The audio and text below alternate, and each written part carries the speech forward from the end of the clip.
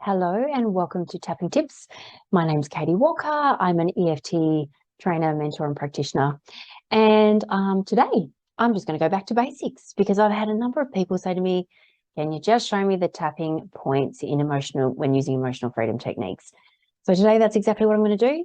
And then as a result of that, I'm just going to show you a technique that you can use in any moment, which is really, really useful for allowing for the calming of the nervous system, to try and just regulate a wee bit in any moment where you're starting to feel some activation. And so let me show you the points, and then we'll just do some rounds of what's called silent tapping. And if you can just remember that without any of the other verbiage, which, you know, over time as you're following the tapping tips, you might start to feel comfortable in doing. But I am really teaching you the basics of EFT, just so you can see how it can be applied in your day-to-day life.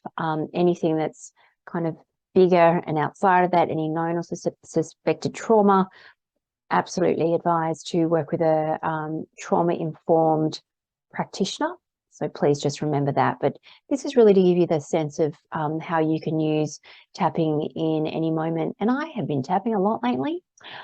I always do tap, but more so recently because I've just had a few little things going on in my world. And I promise you, just by doing that, I have a little rise and then I'm tapping, I'm noticing what's going on, to be able to calm myself down so I can then do what I need to do, show up as I want to show up, and it makes all the world of difference. So the tapping points, the first point is at the top of the head. And it is in the middle of the head.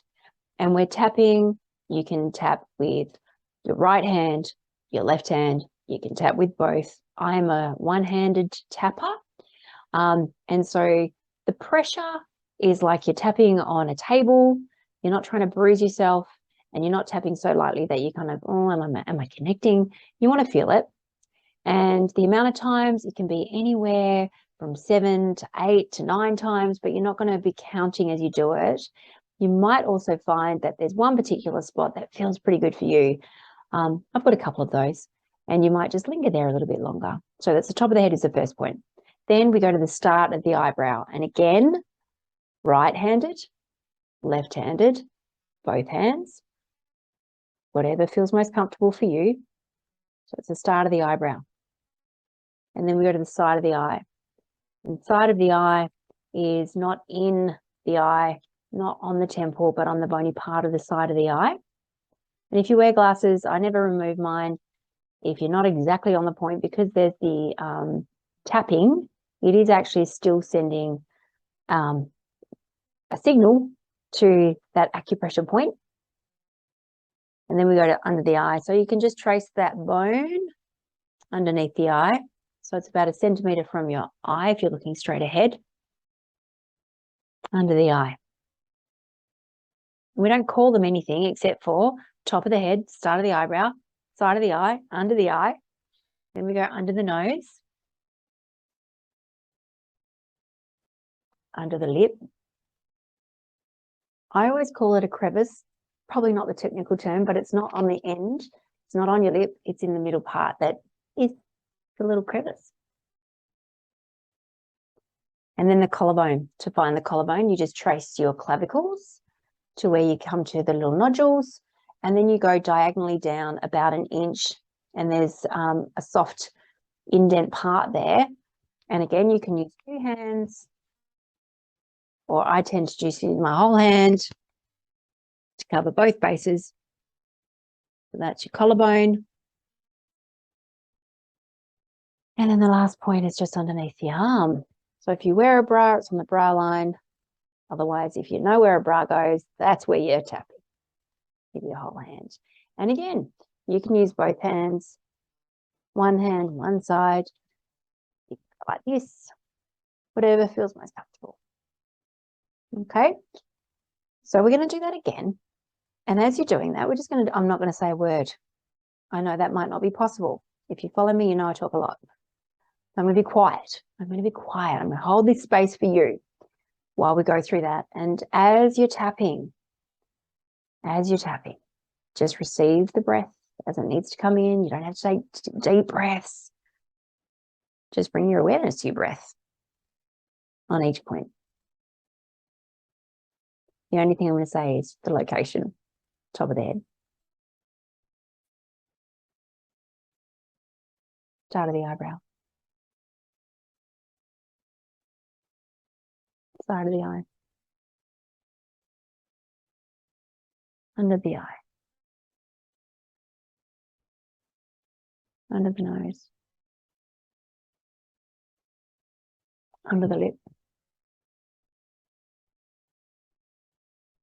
Collarbone. Oops. And then under the arm. And you might want to repeat it. Top of the head. Start of the eyebrow. Side of the eye. Just receiving that breath.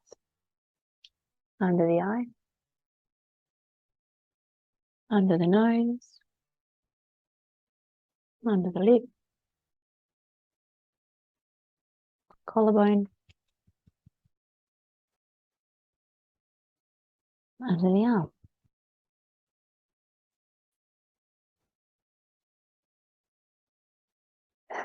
So you might find that you can do that a couple of rounds. Just a couple of rounds, and just see what that does. Just see what that does. So I just wanted to go over those points again for the individuals that have reached out going, what are the points again?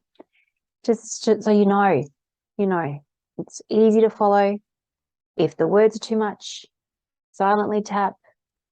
I have got other videos on what we call orienting tapping, which brings in using your senses, so your sight, your smell, the sound, touch, and taste. So as you're tapping, you're just looking around with a soft gaze and just noticing what you can see, and even out loud, you can just say what you're seeing. That might be on a few points, then what you're smelling. I'm now teaching you another technique. I'm going off on a bit of a tangent, and that's okay.